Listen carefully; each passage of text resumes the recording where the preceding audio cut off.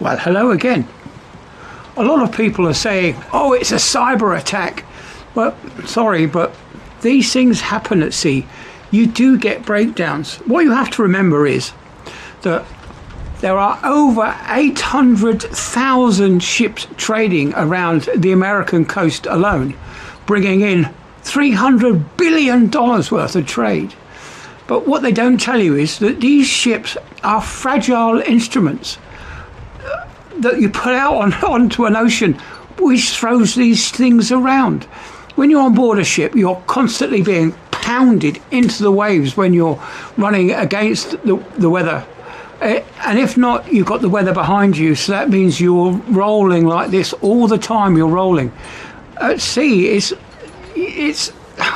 unless you've been there, you won't really understand, really. It's not like a ferry crossing where you're going between inland seas, which is relatively calm. But out in open waters, you can have waves the size of skyscrapers almost. I slightly exaggerate there, but you can imagine that one of these great long ships like the Dali, where the waves break over the bow and they hit the bridge, the waves will actually carry on over the ship until they hit the bridge. Now, I've been on a container ship where we got hit by huge great waves, and one of these waves ripped open 8 containers. Yeah, you can imagine 8 40-foot containers with a slice down the side of them. Yeah, we didn't know about it on board ship. It's just one of those things that happen, you know. Now, my last ship, we had a breakdown just before we come to sail. Everything was okay, no warning, whatever. We came to start the electric motors, and all of a sudden, we couldn't start one of the motors. This was simply because a computer system failed to reboot correctly. You go through the system, you reboot it, nothing happened. It took us 3 attempts in the end. When we found out what the problem might be, it took us 3 attempts to reset this circuit breaker, because the computer systems were built in, the safety systems stopped this breaker from closing, so we couldn't start the electric motor. And of course, without an electrician on board, finding these things is incredibly difficult, because none of us are trained to the same level as an electrician. Being a mechanical engineer like I am, I find these electrical maintenance things extremely difficult. But these things happen. Ships at sea are getting more and more complicated. They're using fibre optics. Yeah, fibre optics at sea, where things are flexing. Well, I was on one brand new ship come out of the yard.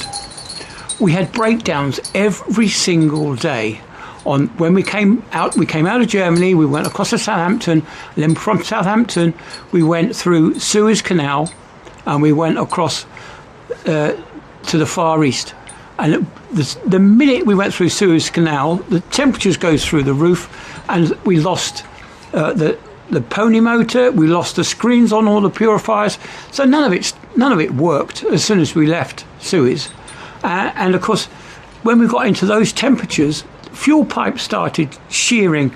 Every night, around about 2 o'clock in the morning, a fuel pipe would shear. So that would be it. We would all be down there cleaning up the mess. Several tons of fuel oil just splashed all around the engine room. So we had to clean that up. We can't leave fuel oil slopping around the bilges. So that had to be cleaned up and tidied up. And these things happen at sea all the time. It's a bit like having your car. If you imagine your car was going over rough ground 24/7, 7 days a week for a month at a time, your car wouldn't last very long either, would it? And this is what happens on board ship. These things happen. They fail all the time. They fail. I was involved in a blackout.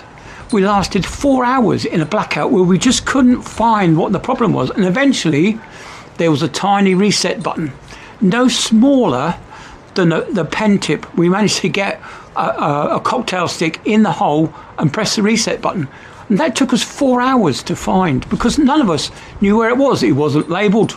It was after that, it was labelled. but the tiniest reset button that no one knew was there. And the reason that we blacked out for so long was simply because the chief engineer was old school. What he wanted was a diesel generator to run on diesel, not heavy fuel. So in the event of emergencies, this diesel generator would start on diesel. Well, this diesel generator didn't start, so the other one tried to start, but because he'd shut the diesel off on that machine, that wouldn't start. So it was a combination of human error and faults in the system. These things happen all the time, and it's no it's a conspiracy. No, it's not. It's just an accident. People have said in the comments that I'm part of the CIA. Well, if I was, I wouldn't be doing this, because I'd be getting loads of money and I'll be off down the beach somewhere enjoying myself with a nice cocktail down in the Bahamas. But no, I'm stuck in Hull in England, in the cold and wet and miserable. It's just started to rain, by the way. Yeah, so please accept that things like this happen at sea, and they happen all the time, just that you don't hear about it because it's not newsworthy, because it happens all the time.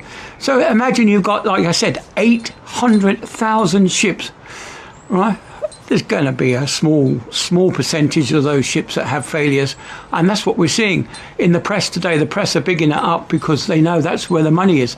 It's in these scandalous news stories. Anyway, that's about it. So catch you on the next one. Bye then.